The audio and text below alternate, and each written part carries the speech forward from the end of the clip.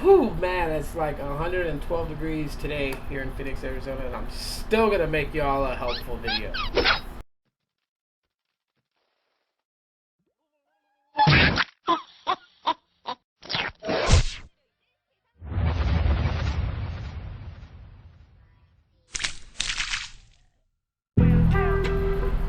Well, hey everybody, how you guys doing? Today is super hot.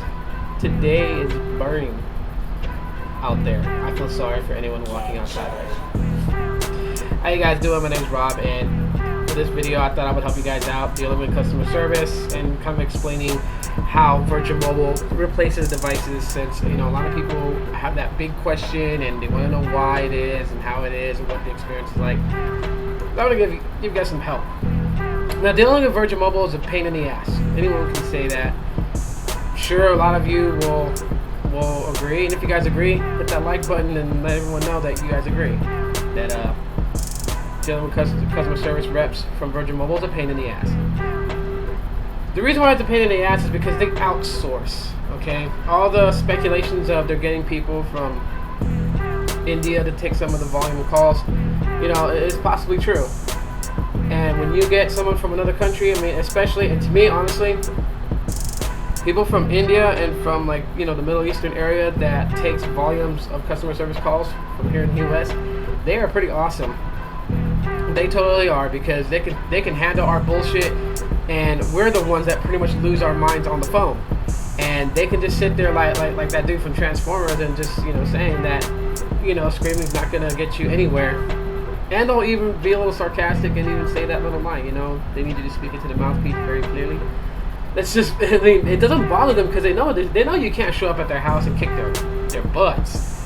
But, so anyways, I'm going to go over some stuff that's going to help you guys pretty much get to where you want to go when it's dealing with customer service reps from Virgin Mobile, and explain a few things about how the 1-year warranty manufacturer's defective replacement thing works. Alright, so let's start off with the replacement.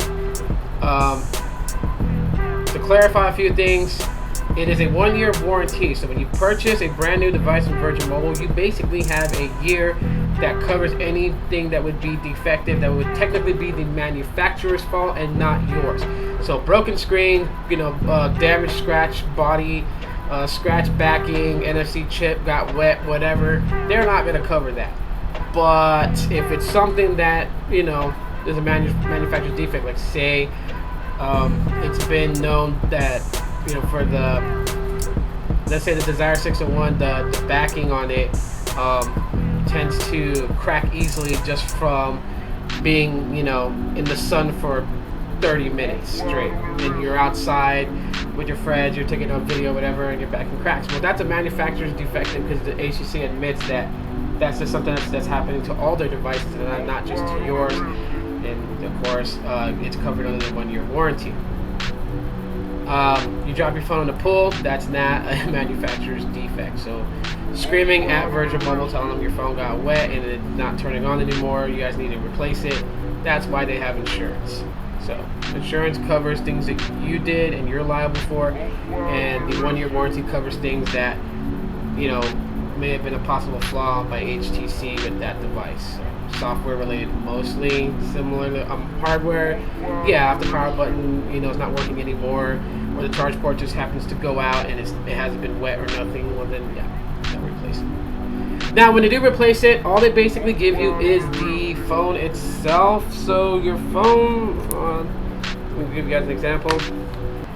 Most of the time when they send you out the device itself, you're only going to get this part. So the phone, the back, it's going to come wrapped in bubble wrap just like this. No backing, nothing, no LTE chip. So remember that, if you guys have like a LTE device that uses the LTE SIM cards and you guys get a replacement, remember to take it out before you stick your defective device in the envelope and mail it back to them. Because if you leave that chip in there, you're not going to get LTE on your new device, and you're going to be calling in about that, like, what happened to my LTE? And it was a simple thing that you forgot to take your SIM card out and place it in your new device. So make sure you do that. Now,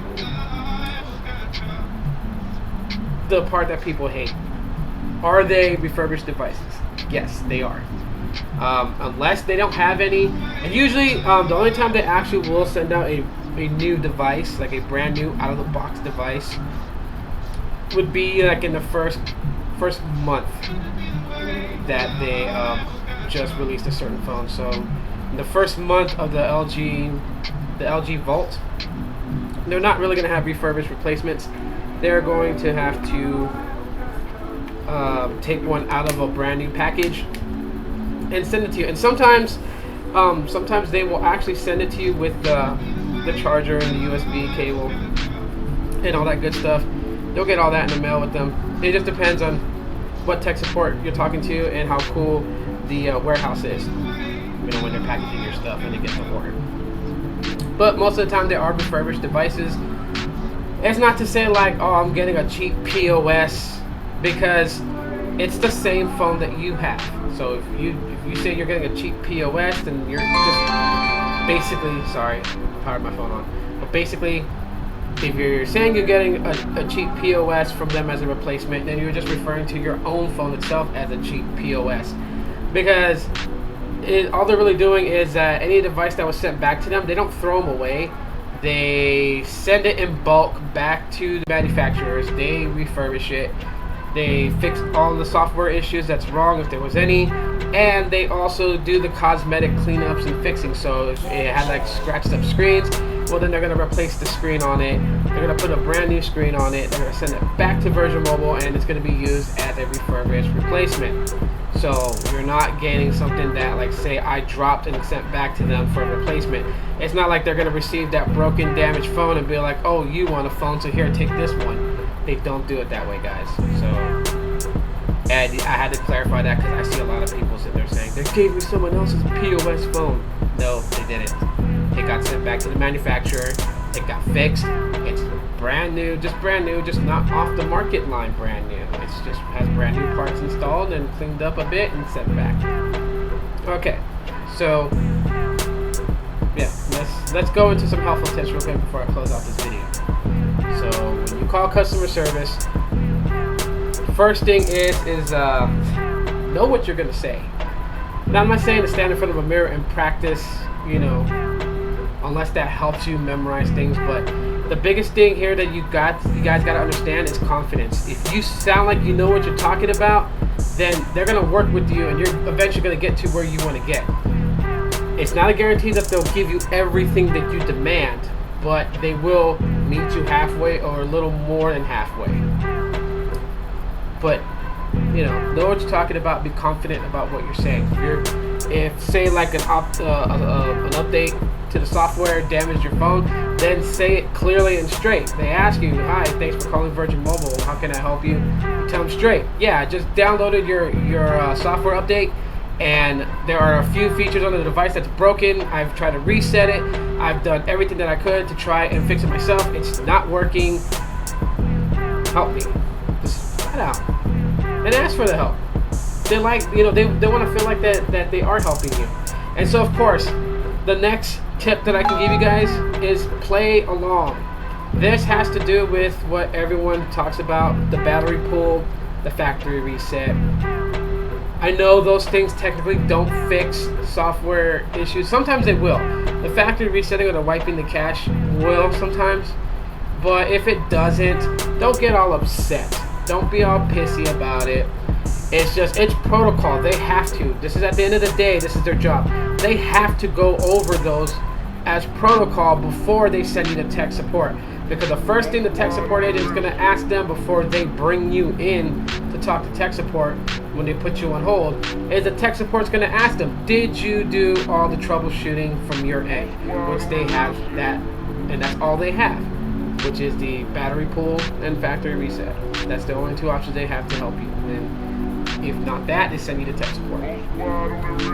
And if they don't do that with you, the tech support agent's not going to take you. He's going to tell that person, you know, he's going to tell that rep to do the basic troubleshooting, and if that doesn't help, then call back to tech support. So yeah, that person will get pretty much chewed out, because tech support people aren't exactly the most happiest people in the world. Okay, they have to deal with angry customers every day for 8 to 9 hours a day. So, okay, so yeah, You know, just play along with them.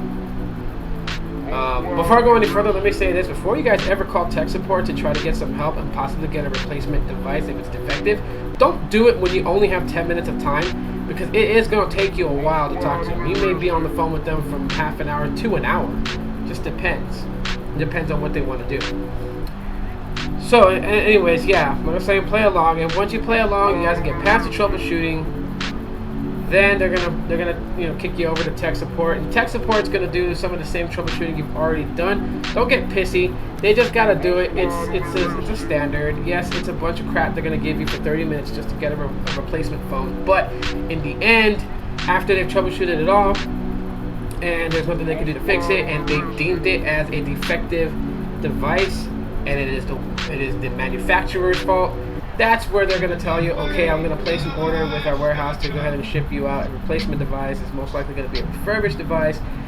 Once you get the device in the mail, you can go ahead and keep your battery in the back cover, but please stick your defective device in the envelope, put in this code on top of the envelope, and send it back. We must get it back within the 14 days of your activating your replacement phone, otherwise we'll charge your account.